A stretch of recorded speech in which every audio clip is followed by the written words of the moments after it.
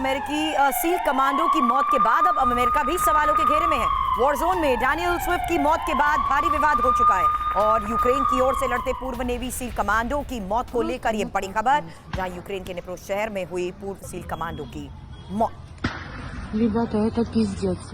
इस बारे में चर्चा करने से पहले खास इंफॉर्मेशन आपके सामने, जहां अमेरिकी पूर्व सैन्य ऑफिसर की वॉर में मौत को लेकर आखिर किस तरीके से स्पेक्यूलेशंस लगाए जा रहे हैं, क्योंकि क्या वॉर में यूएस की इसे अब डायरेक्ट एंट्री माना जाए, ये बड़ा सवाल है। पूर्व सील कमांडो डैनियल 14 जनवरी को घायल हुए और 19 को उनकी मौत की खबर आई।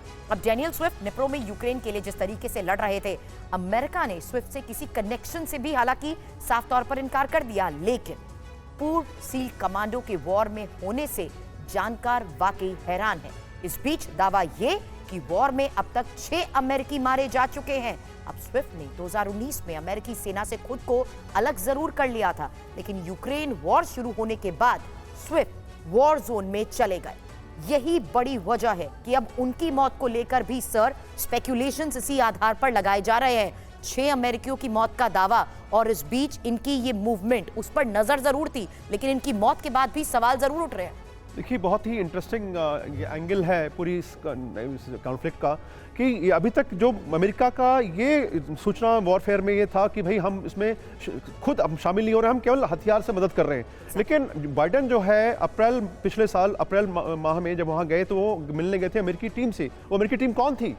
और तब से ये उम्मीद की जा रही थी कि अमेरिकन, वो कह तो रहे कि कोई उसमें शामिल नहीं है, लेकिन वो अपरोक्ष रूप से उनके सैनिक वहाँ पर थे। वो युद्ध में शामिल थे कि नहीं है उसका तो जब तक कि पुष्ट खबरें नहीं आएंगी कहना मुश्किल है, लेकिन एक आंकलन के हिसाब से उनका इसमें कंट्रीब्यूशन माना जा रहा था।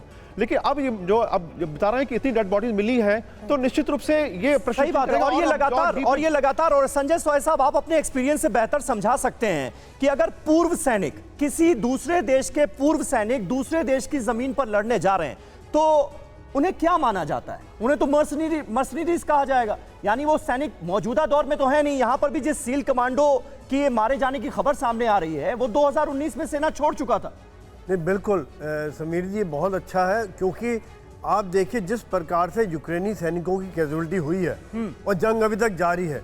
ये बात पहले भी मेरे दिमाग में कई बार आई है कि कैसे, कहाँ से मैन पावर आ रही है, और अमेरिका ही नहीं और भी देशों के मर्सिनरीज वहाँ पर लड़ाई लड़ रहे हैं और काफ़ी कैजुअलिटीज़ भी हो रही हैं, जिनका ये अभी जैसे क्लियर कट जब डेड बॉडी सामने आई है जी। यहाँ भी 2 बातें आती हैं। एक तो अमेरिका ने मना कर दिया हमारा कोई लिंक नहीं है, लेकिन क्या अनऑफिशियली कोई लिंक है? क्या वो अमेरिका की सीक्रेट सर्विस या CIA के बिहाफ पर काम कर रहा था, जहां पर कि वो लिंक साफ मना कर सकते हैं, और वहां पर उनको ट्रेनिंग देना, उनको ऑपरेशन गाइड करना, ये सब कर रहा था? या जो उनको इनपुट मिल रहे थे ऊपर से सैटेलाइट के द्वारा, वो उनको इनपुट प्रोवाइड कर रहा था? के बीच में क्या आपको बिल्कुल कहीं से भी कोई पॉसिबिलिटी लगती है कि यूएस की डायरेक्ट एंट्री हो सकती है इस वॉर में? अभी तक तो पीछे से मदद की जा रही थी यूक्रेन। नहीं, यहाँ पर हर आदमी डिनाई कर देगा। अमेरिका ने मना कर दिया, हमारा उससे कोई लेना देना नहीं है।